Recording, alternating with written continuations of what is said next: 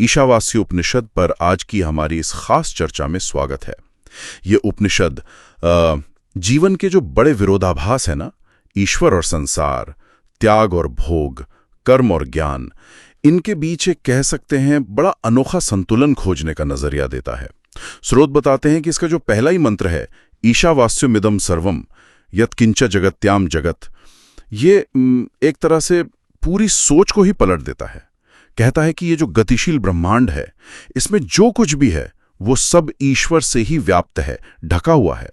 सुनने में बहुत गहरा है, पर इसका असल मतलब क्या है हमारे लिए? हाँ, ये बहुत अहम बात है और इसका जो सबसे क्रांतिकारी पहलू है वो यही है कि ये ईश्वर और संसार को आप कह सकती हैं दो अलग अलग हिस्सों में नहीं देखता। ये नहीं कहता कि भाई संसार माया है, ईश्वरी सत्य है, तो चलो संसार छोड़ दो। नहीं, बल्कि ये कहता है कि ये संसार अपनी पूरी हलचल के साथ ईश्वर की ही अभिव्यक्ति है, उसी की चेतना का खेल, लीला जिसे कहते हैं। इसलिए संसार का तिरस्कार करने की जरूरत नहीं है। अच्छा, तो फिर संसार में रहें कैसे? फिर वो जो मशहूर लाइन है, तेन त्यक्तेन भुंजी था, मतलब उस त्याग द्वारा भोग करो। ये कैसे मुमकिन है? त्याग और भोग तो बिल्कुल उल्टे लगते हैं। बिल्कुल, और यही उपनिषद की खूबी है। देखिए, यहाँ त्याग का मतलब चीजें छोड़ देना नहीं है। त्याग का मतलब है उनके प्रति वो जो मेरा है वाला भाव है ना, वो मालिकाना हक, वो आसक्ति, उसे छोड़ना है।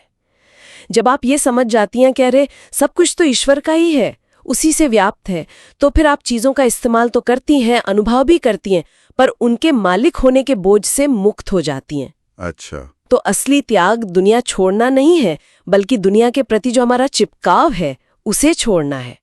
यही है आसक्ति रहित भोग। ये बात कर्मों पर कैसे लागू होती है?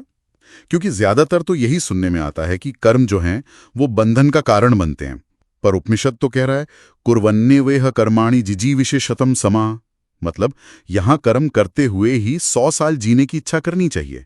ये कैसे हो सकता है? कर्म भी करें और बंधन में भी ना पड़े। हाँ, ये दूसरा बड़ा सूत्र है इस उपनिषद का। ये कहता है न कर्म लिप्यते नरे, मतलब कर्म मनुष्य में लिप्त नहीं होता। सीधा सा मतलब है कि कर्म अपने आप में नहीं बांधता।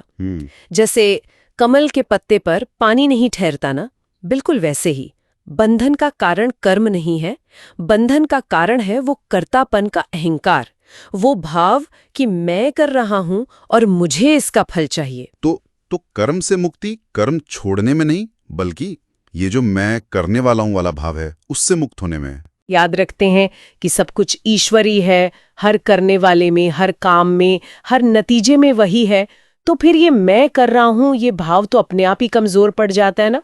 फिर कर्म एक बोझ नहीं रहता, वो बस एक स्वाभाविक क्रिया बन जाता है, या कह लीजिए ईश्वर की पूजा जैसा। फल की चिंता या उससे कोई चिपकाव रहता ही नहीं, क्योंकि करता ही जब मैं नहीं रहा, इसलिए वो कर्म फिर चिपकता नहीं, बांधा नहीं।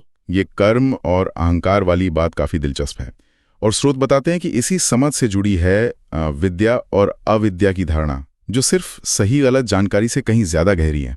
ये क्या है असल में? हाँ, ये सिर्फ नॉलेज और इग्नोरेंस वाली बात नहीं है। स्रोत इन्हें ब्रह्म की दो शक्तियों की तरह देखते हैं, जैसे दो पहलू हों। अविद्या, जिसे हम कह सकते हैं सीमित ज्ञान या अनेकता का बोध, वो हमें इस दुनिया का अनुभव कराती है, अलग अलग चीजें, लोग, घटनाएं, ये सब। और ये व्यवहारिक जीवन जीने के लिए, रिश्ते निभाने के लिए, काम करने के लिए जरूरी भी है। इसके बिना तो हम जी नहीं पाएंगे। और विद्या, वो क्या है? विद्या है उस एकता का बोध, वो समझ जो इस सारी अनेकता के पीछे छुपी है, कि भाई असल में तो सब कुछ एक ही चेतना है, एक ही ब्रह्म है। लेकिन यहाँ उपनिषद एक चेतावनी भी देता है, कहता है कि सिर्फ अविद्या में जीना, यानी बस दुनियादारी में ही डूबे रहना, वो तो अंधेरे में ले जाता है। पर हैरान करने वाली बात यह है कि सिर्फ विद्या में जीना, यानी दुनिया से एकदम कटकर बस अमूर्त ज्ञान में ही खोए रहना, वो शायद उससे भी गहरे अंधेरे में ले जा सकता है। अरे, तो फिर रास्ता क्या है? बीच का कोई रास्ता है संतुलन। उपनिषद कहता है विद्यांच अविद्यांच यस्तद वेदो भयम सह, मतलब जो विद्या और अविद्या दोनों को एक साथ जानता है वही सही मायने में जीता है। वो अविद्या के जरिए मृत्यु को, यानी सीमाओं को, बदलावों को समझता है और उसे पार करता है, और विद्या के जरिए अमरता का यानी उस असीमितता और एकता का अनुभव करता है। तो असली चुनौती सिर्फ ज्ञानी बनना नहीं है, बल्कि एक ज्ञानी कर्ता बनना है, दुनिया में पूरी तरह जीते हुए भी उसकी असलियत को जानना। स्रोतों में एक बड़ा ही काव्यात्मक और गहरा प्रतीक भी आता है सूर्य का, जैसे सत्य का प्रकाशक माना गया है। पर कमाल की बात यह है कि उसके अपने ही प्रकाश को एक सुनहरे ढक्कन हिरण्मयन पात्रेण ने ढक रखा है। यस, ये क्या दिखाता है? बिल्कुल।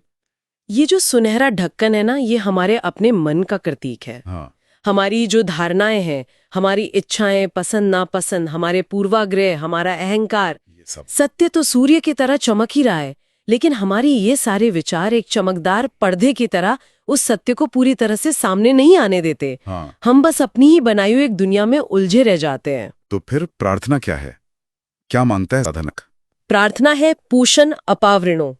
हे पोषक सूर्यदेव, कृपा करके इस ढक्कन को हटाइए, अपनी किरणों को समेटिए, उन्हें व्यवस्थित कीजिए, ताकि मैं आपके सबसे कल्याणकारी, सबसे असली रूप को, यत्ते कल्याणतमम रूपम, उसे देख सकूं, वो रूप जो मेरी इन मानसिक धारणाओं से परे है। और जब वो ढक्कन हटता है तो क्या होता है? जब वो पर्दा उठता है तो साधक को परम ज्ञान का अनुभव होता है। क्या? सो अहम अस्मि, वो जो परम सत्य सूर्य में चमक रहा है, या कहिए जो हर जगह व्याप्त है, अरे वही तो मैं हूं। मैं और वो का जो भेद था वो मिट जाता है, अनेकता में एकता का सीधा अनुभव हो जाता है। तो अगर हम इन सभी सूत्रों को एक साथ जोड़कर देखें तो ईशावास्योपनिषद दरअसल जीवन से भागने की बात नहीं कर रहा, बल्कि जीवन को बदलने की, रूपांतरित करने की राह दिखा रहा है। दुनिया में रहते हुए, कर्म करते हुए, भोग करते हुए भी मुक्त कैसे रहा जाए, शायद इसकी कुंजी दे रहा है। आपने बिल्कुल सही समझा। ये पलायन का दर्शन है ही नहीं, ये तो जागरण का दर्शन है। लक्ष्य है कर्म करते हुए भी कर्म के बंधन से मुक्ति पाना, अनेकता में एकता का अनुभव करना, और इसी जीवन में, अपने हर अनुभव में उस ईश्वर की झलक पाना, जिसे अमरता का आनंद कहा गया है। आज की इस बातचीत को खत्म करते हुए एक सवाल शायद हम सबके मन में रह जाता है। अगर हर चीज, हर इंसान, हर घटना और हमारा अपना हर कर्म, अगर सब कुछ उसी एक ईश्वर की ही अभिव्यक्ति है, जैसा ये उपनिषद कह रहा है, तो कल से हमारे रोजमर्रा के जो छोटे बड़े काम हैं, हमारी मुलाकातें हैं, हमारे अनुभव हैं, उनके प्रति हमारा नजरिया, हमारा व्यवहार, वो कितना बदल सकता है।